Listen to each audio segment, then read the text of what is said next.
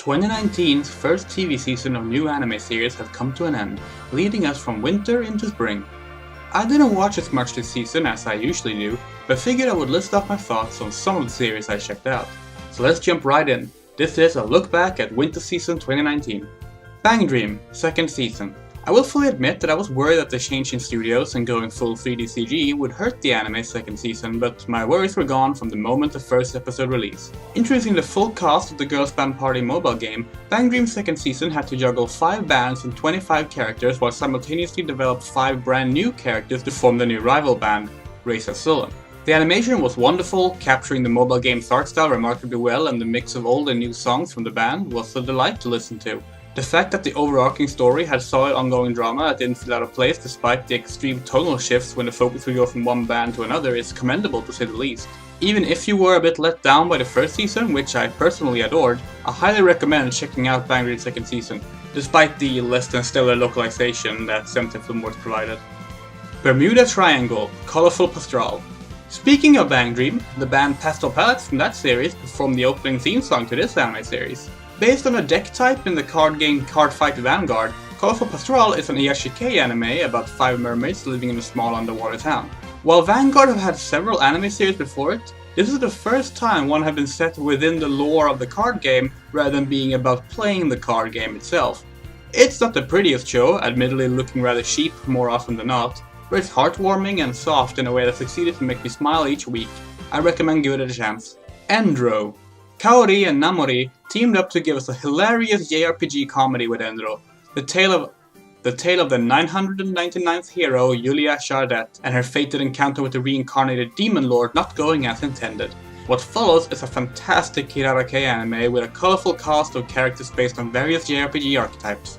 I particularly liked the fact that Rona, the princess of the story, had no problem accepting that the hero she wished to marry was a woman, even declaring that she'd use her royal status to legalize 2 women getting married should it be necessary.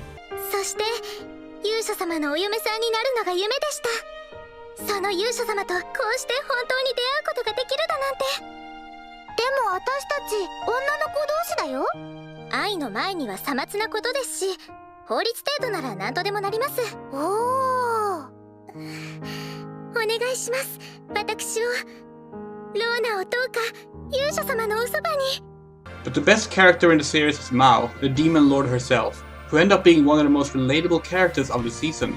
Funny, charming, and a great love letter to classic JRPGs like Dragon Quest, you would do well in watching Endro as soon as possible. Mysteria Friends. This series spent years in production hell, initially carrying Rachel Bahamut as part of its name due to being set in the same universe.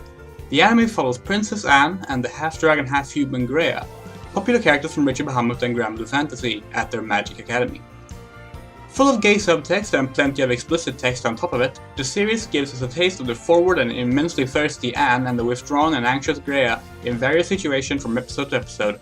It's not for everyone, the second episode being particularly uncomfortable in its fetishistic gaze, but it's a fun short series of 2 girls being gay. Admittedly, the ending left a lot to be desired, playing up the potential of Anne and Grea being forced apart due to Anne's royal duties as a princess for no good reason other than to add drama that isn't resolved by the closing of the series. It left a bad taste in most viewers' mouth, feeling like a gay until graduation ending to many.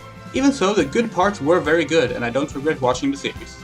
Pastel Memories. I really wanted to like Pastel Memories. A story about magical girls entering fictional worlds to restore the love of manga, anime, and games to Akihabara is a fun concept, and the large cast of characters with unique transformations should give you a lot to work with. Sadly, the anime was painfully boring. While there were certain highlights here and there, the series never becomes more than mediocre and generic. I cannot recommend this series to anybody. There's far better series out there as well as far worse series that will at least give you something to talk about. The Magnificent Kotobuki. Another 3D CG anime that proved that we have long since passed the point where such series have to look bad and stale. Kotobuki follows a squad of 5 pilot girls enlisting as bodyguards for hire in a world consisting mostly of a dry wasteland. It has the best executed dogfighting scenes of any anime ever, be it spaceships or airplanes, and the characters are stuffed full of personality to the point where they practically explode through the screen every time they interact. The series is directed by Girls Who Encountered Mitsushima, who feels more than at home in his element Kotobuki. It's an overused statement, but I sincerely believe there's no other anime like this one. and I believe everyone should give it a watch for its great action, wonderful cast, and heart-racing flight sequences. The Price of Smiles. I tend to be pretty harsh on mecha anime because more often than not they disappoint me by not offering anything new or interesting to the genre. Of course, one doesn't have to innovate in order to be a genuinely good story, as The Price of Smiles proved quite elegantly. Telling a story of two fronts of a war, one from the perspective of a young princess thrown into commanding a nation in ways she's not been prepared for, and a highly skilled female soldier who's putting in her efforts to end the war for enemies necessary. It's bleak as hell and deals with grey areas for morality more than once. The mecha designs aren't particularly interesting and stuff from looking too much like every other modern mecha series, but despite this, it's an anime I think far too many people overlooked this season. Check it out. The Promised Neverland. Hey kids, how about a psychological horror anime about kids trying to escape from an orphanage who are raising them like cattle? Well, The Promised Neverland gives you exactly that, and it's really good at hitting home with said horror. Since most have no doubt already heard of this series, as it was popular enough to already get a second season announcement and it's one of Shonen Jump's big series at the moment, I don't have much to say in terms of recommendation. It's a really good anime that's creepy and clever in various ways. However, I have to talk about Sister Krone, one of the antagonists introduced early in the series. Her design is that of a racial stereotype straight out of a minstrel show, and her depiction have been rightfully criticized both in the manga and in the anime for this reason. I highly recommend watching Zeria's video Let's Talk About Sister Krone for a good summary of the situation. I'll put a link in the description, because I feel everyone should know about this before deciding if they wish to watch the series or not. Warning, for this next entry I'm going to be talking about the subject of rape. If you wish to skip it, which you have every right to, I will be putting the time code when I'm done talking about it, both in the description and here on screen. So, be safe. The series I'm about to talk about is The Rising of the Shield Hero. Fuck you, Crunchyroll. Fuck you for not only funding this series but for literally being the ones who pitched the adaptation in the first place. You pitched an adaptation for the novel where the main character is dropped into a world led by women, is framed for rape because women with power are evil and will do that to keep men down, starts buying slaves that's justified as a necessity and that he's a nice slave owner, have the woman who accused him of rape renamed to bitch as punishment, only for her later to be married off to a king to become his 10,000th rape victim. During said rape she's dismembered and dies, and the whole thing is filmed and shown to the main character, and yet this woman who was raped to death is resurrected as the final evil boss of the story, now renamed Witch, so the main character and his merry band of slaves he owns can fight her and erase her from existence once and for all. And that's just a small taste of what's in the Shield Hero novel from start to finish, the novel that Crunchyroll hand-picked for adaptation.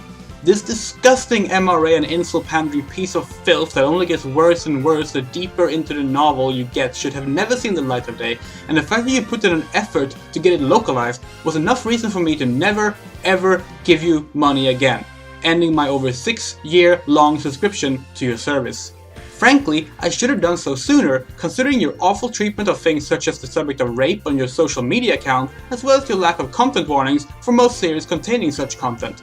And fuck you for staying on the committee for Kemono Friends 2 as well. And with that, we've talked about the season that just came to an end. I left out a few series I didn't have enough to say about, such as the horrible Magical Girl Spec Ops Asuka, which is really just shitty torture porn like all other Magical Girl manga adaptations these days. So, let's jump into the spring season, which have series such as Carol and Tuesday, Cinderella 9, Hitoribochi no Maru Maru Seikatsu, Yoshikase, and that's it. For my interests going into it. This season looks quite dire, to be honest. Oh well, let's hope those 4 series are good at least. As always, you can support me on Patreon to help me make content, and I will see you next video. Au revoir.